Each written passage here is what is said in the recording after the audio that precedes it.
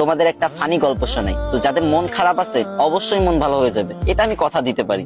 যদি হাতে কয়েক সেকেন্ড সময় থাকে তাহলে আমার গল্পটা শুনে যেতে পারো। তো ছেলেটার নাম সুঙ্কু।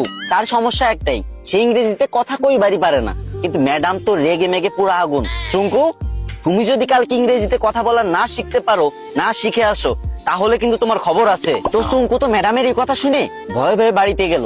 আর পরের দিন সুঙ্কু যখন স্কুলে আসতেছে, তখন অনেকক্ষণ আসার পরে দেখতেছে একটা ছেলে একটা মেয়েরে বলতেছে কলে, হ্যালো ডার্লিং।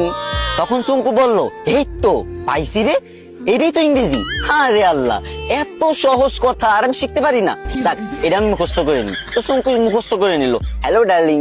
চুঙ্কু ভাবলো রাস্তাঘাটে মনে হয় মানুষ ইংরেজি বলে সবাই, তো এবার থেকে যার ইংরেজি শুনবে সেটাই মুখস্থ করে নেবে। তো চুঙ্কু আর একটু দূর আগে যাওয়ার পরে পার্কের ধারে একটা মেয়ে একটা ছেলের বলতেছে, সেটা ননসেন্স।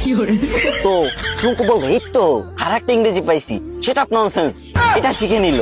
চুঙ্কু তো মহা খুশি, ভাবতেছে মনে মনে, কি রে, আমি দুইটা ইংরেজি শিখে গেছি, আজকে তো ম্যাডাম আমার কিছু কইতে পারবে না। আর একটু আগে যাওয়ার পরে বাস থেকে লোক নামবে, ঠিক আছে, তো সুপারভাইজার বলতেছে লেডিস ফার্স্ট, লেডিস ফার্স্ট। তো চুঙ্কু ভাবছে যে এই তো শিখে ফেলছি 3 নাম্বার ইংরেজি, 3টে ইংরেজি শিখে ফেলছি, আমি তো পারি না ইংরেজি, আজকে 3টে ইংরেজি একসাথে শিখে ফেলছি, ম্যাডামরা তো যাই ফাটাই দেবো পুরো। তো চুঙ্কু তো মহা ভাবসাব নিয়ে পুরো নায়ক শাকিব খানের মতো হাঁটতে হাঁটতে স্কুলে চলে গেল। স্কুলে যাবার পর যখন ম্যাডাম ক্লাসে আসলো, তখন সবাই দাঁড়ায় বললো, গুড মর্নিং ম্যাম। তখন চুঙ্কু তো ইংরেজি শিখছে এবার। তো চুঙ্কু কি বলবে? চুঙ্কু বললো, হ্যালো ডার্লিং। এই কথা শুনে ম্যাডাম তো পুরো রাইগে মেগে ফায়ার। ম্যাডামের কান, নাক, চোখ, মুখ সব জায়গাতে আগুন বেরোচ্ছে, আরো কোন জায়গাতে যে আগুন বেরোচ্ছে কোনো ঠিক নাই, ঠিক আছে। তো চুঙ্কুরে বললো, হাউ ডেয়ার ইউ। চুঙ্কু বলছে, সেটা ননসেন্স। ম্যাডাম তো এবার পুরোই রেগে মেগে হট, বলছে, চুঙ্কু চলো প্রিন্সিপালের কাছে, আজকে তোমার খবর আছে। এদিকে চুঙ্কু বলতেছে, ম্যাম লেডিস ফার্স্ট।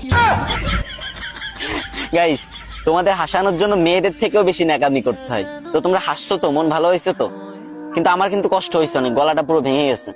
তো এখন কান্না মুখ নিয়েই বলতেছি, আমার আইডিটা অনেকদিন ধরে ফ্রিজ, আমি অনেকদিন ধরে ভিডিও করি না, তাই তোমরা আমার ভুলে গেছো।